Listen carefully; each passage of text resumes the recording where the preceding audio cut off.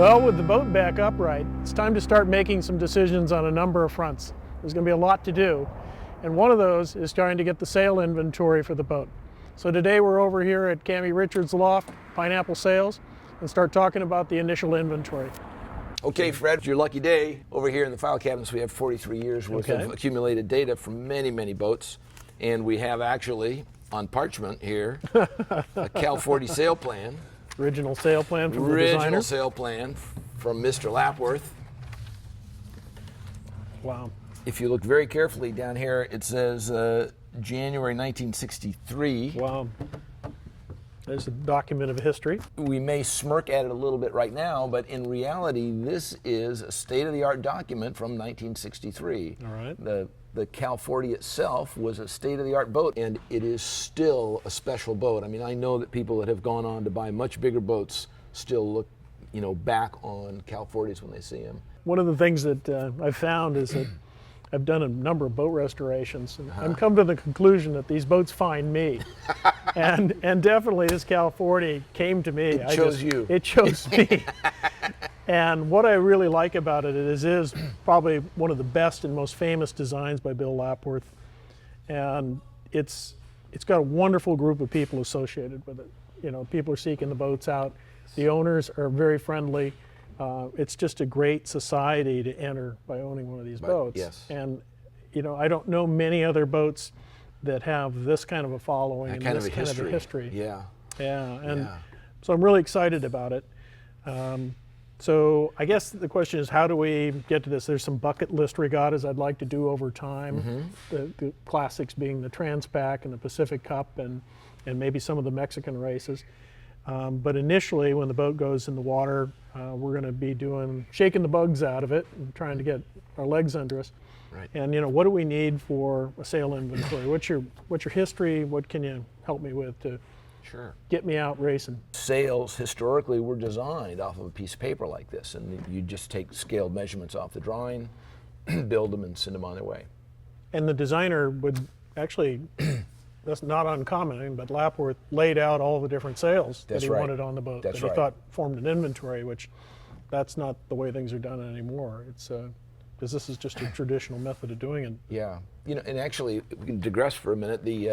One of the interesting things in sail material, which we talked a little bit last time, is that the integrity of the sailcloth is quite different today than it used to be. And if we sort of look at the light air sails like the Genoa, starts way up at the top, and the clue is way back here at the back of the house. So that's the back end of the #1 Genoa. The next sail down, as the wind strength increases, they actually shorten the luff by several feet. And it comes down to here, and then more heavy air, it gets shorter. So the luff is marching down the forestay. And today, it's exactly the opposite to that. The head stays right at the top for a 1. That's the leech of the 1. This is the leech of the 2, and this is the leech of the 3. To make the blade. Make the blade, and the sail material is so strong that this skinny little angle up here with carbon material, you can support it just fine.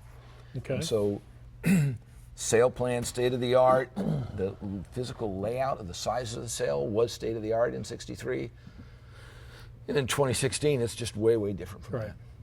So, for sailing in San Francisco Bay, Fred, what we're going to need, let's divide the thing up so we can sort of think about it easier. We're going to have to sail upwind, we're going to have to sail downwind. Right. San Francisco Bay has 2 wind regimes. We have a light part of the year, windy part of the year. You need a main for one, you need a Genoa for another one, you certainly need a #3 jib, non-overlapping working jib. Cal 40, we want to be able to sheet that. It'll exist actually in front of the spreaders so that you can sheet it further inboard. That's the absolute minimum that you can race the boat upwind with. A very, very worthwhile sail to add would be a #2, which would be probably a 130, maybe a 135 on this boat.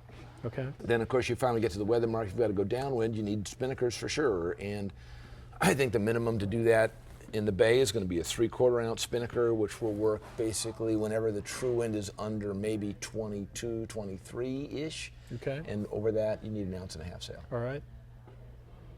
So, so there's basically 5 to get started with. All right.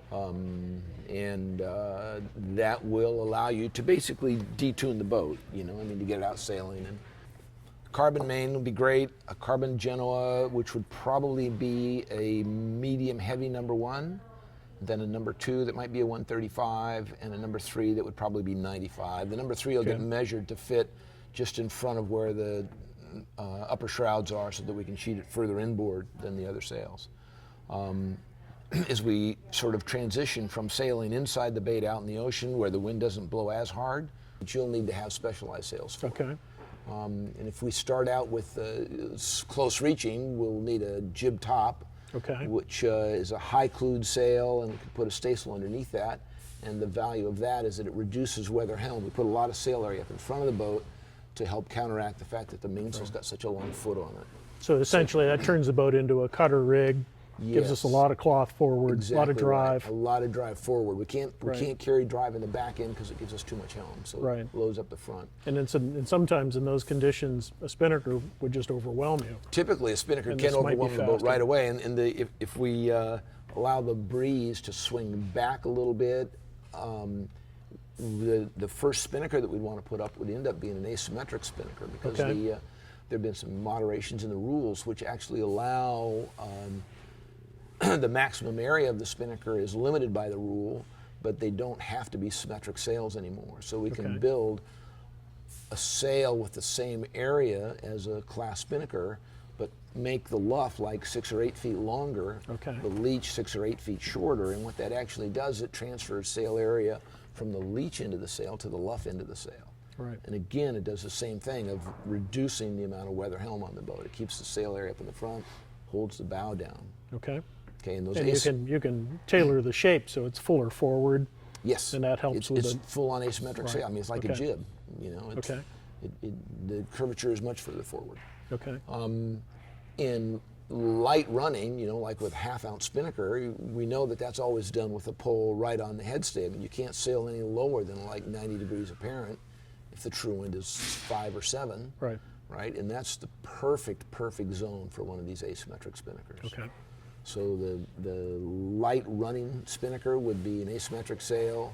You'd want a reaching asymmetric sail just because it's so much more powerful than a symmetric sail. Okay. Get the sail area up in the front, which is good. As the wind frees up and goes back, there's some there's some things to talk about with asymmetric sails, but in general, I think going to symmetric sails would be just fine and dandy for a lot of that stuff. So ultimately, we're looking at 12 to 14 sails in a full arsenal. In full arsenal, it will be. Yeah, Okay. It'll be 12 or 14. And to get started and keep it in the budget for what we're doing, we're down to the basic 5. And so, what are your recommendations there? What can you show me?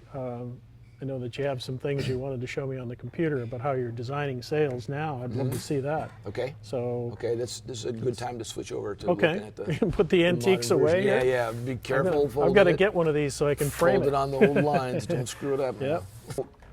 One of the tremendous advantages of modern software is it actually allows us in software to develop a 3-dimensional mold, and a mold is essentially you can call it a sculpted shape of a sail, which is no longer flat. Historically, we would basically put an outline of the sail out on the floor with strings between awls, and we'd just roll the cloth back and forth across between the strings, and then we'd get a lofting batten and we would draw shallow curves on the sailcloth on the floor. And there were written instructions on what it was supposed to go like, but if you had 2 different people building the sail, 2 different sails, they don't really come out exactly the same. I got you. One of the tremendous advantages to this is that a computer-controlled plotter up in the mezzanine upstairs will actually do the cutting. So when the parts get cut out, they are exactly the same all the time, which makes reproducibility, which is good. And the development of the mold is actually a sailmaker responsibility, where we need to know where you live, how you're going to sail, and what do you expect. I grew up on Point Loma down in San Diego, and the water in San Diego, especially in the ocean, is nothing like what we have up here. It's got leftover lump from water being reflected off Sunset Cliffs back out into the ocean. It doesn't have very much breeze. It has large remnant ground swells. So boats sail in San Diego with a lot of pitch going over the ground swells and the wind chop. Every time the bow goes up and then this bow goes down and the stern goes up, it slows the boat down. So in San Diego, boats are in a constant state of acceleration. They never really get up to speed and just go, because every time they run into a wave, they slow down. So they need much fuller, much rounder sails that are good for acceleration. San Francisco Bay, we basically never have a leftover chop. When the wind goes away, the waves hit a beach, the beach kills the waves, and there's no reflected stuff out in the bay. So our problem is quite the opposite of San Diego. You want to get the boat up to as fast a speed as possible, and then just sail high. Right. We don't have that slowdown thing. I mean, and so the sails that we will be building for you want to reflect the problem that we've got. Right. Long Beach is similar to the problem that we've got. It's not a problem, it's an asset. The asset that we've got. And I left San Diego, what can I tell you? So we will tune the shape of the mold to reflect, the wind strengths that we have here and the sea state that we have here. Okay. And And this is just a good aid to see all that. Yes. Yeah, the fact that it represents it visually is an advantage, because the stuff coming off the floor, it really didn't know the shape until you saw it. If you made a change, you wouldn't see the change in the shape until you had it on the boat. Until you put it up. Exactly right. So this gives you a chance to tweak it. And then, I mean, if we have done several Cal 40 mainsails, and we know exactly what they were. Right. So we can tune these guys compared to each other. Okay. Okay, so if the first main seemed like it wanted to be a little bit flatter, we can do that. Okay. If we want to move the draft a little bit forward, we can do that, and with precision, knowing what we're doing. Okay. Here on the computer screen, you can see what the mold actually looks like, looking down from the top of the mast. This is quite a flat sail. That is the skeleton that we're looking at there. This is a three-dimensional mold. Okay. And then on top of that mold, we lay the cloth. The software goes and puts curvature on the edges of all the panels so that when you sew the pieces and glue the pieces together, it will actually generate the shape that the sail itself has. All right, so this is a main with 2 reefs, and this mainsail has 5 full-length battens. I don't think we need to do 5 full-length battens for you. We'll be doing 4. But this is how we visualize it, and when we're all done, the sail will look exactly like that. So I think this represents a mainsail that I'd like to do. We'll be using sail slides. I think maybe we'll be using I hear the Schaefer bat slides are pretty good. So Yeah, that's what we understand. I think we'll be using those. Using those for sure. Yeah, I think it'll all work out very, very well. I think this is straightforward. Okay. We're going to talk about jibs next. And the biggest thing that a sailmaker needs to know about in a jib is what sort of a backstay adjuster you have. So can you go through that for me real quick? Okay, well, we're going to be doing... Actually, you know what? Let me interrupt you, because the reason that we care, let's go about that. If I use this for a headstay, and the wind is coming from the left and the boat is sailing this way, when the wind blows, the jib's connected to the stay, and the stay will start to sag. The jib is going to drag it off to leeward. As the headstay sags more and more and more, the jib gets fuller and fuller and fuller. Right. The sail gets full, it generates more power, the boat heels over more, it develops more weather helm, and it doesn't sail upwind as well, okay? So what a sailmaker is going to care about a great deal is how straight can you get the headstay to be. Okay. And the way that you straighten out a headstay is you pull on the backstay. Right. As far as the backstay goes, we're trying to do something besides hydraulics. A lot of the boats have hydraulics.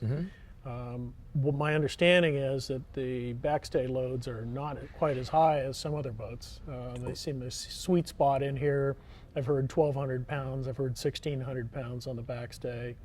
All of that's achievable with a mechanical system to a winch. And I think that's what we're going to try. Okay. It gives us a chance to open up the transom of the boat, because we're going to have a cassette type emergency rudder, and gives us some access to the back for other accessories. So I think we're certainly going to try that, and I think with our calculations we can certainly get well over 2,000 pounds on the backstay without too much effort at all, and probably more than that. Our concern is if we keep loading the boat up, the boat's water line gets shorter. The whole boat gets shorter. The whole boat's going to get shorter. So Right. That seems to be what I've heard and talked to people is you do want it stiff, but there's an overkill point Well, in there. the moment that you start bending the hull, Yeah, the backstay doesn't do you any good anymore. that's it. You're just 'Cause warming up. everything is You're warming up the seawater instead Right. of making the forestay straight. okay. So that backstay system that you've got is a really, really good idea. I'm quite happy to see that. So here we see the mainsail with the Genoa. And again, there's quite a bit of foot round down here on the bottom of the jib to get that deck seal that we were talking about. Okay. And you can also see again that this is that same sail. It's fairly powerful. Okay, but this is sort of a good example of what the difference can be in these shapes. Because this is a powerful sail. Okay. Not an ideal inside the bay sail for Right. for early Good morning Southern beats. California boat. Yeah. Yeah. Or ocean boat. Yeah, an ocean Up boat. here, the ocean's very much the same. Those are our first 5 Those sails. are the first 5 sails. All right. Exactly. All right, piece of cake.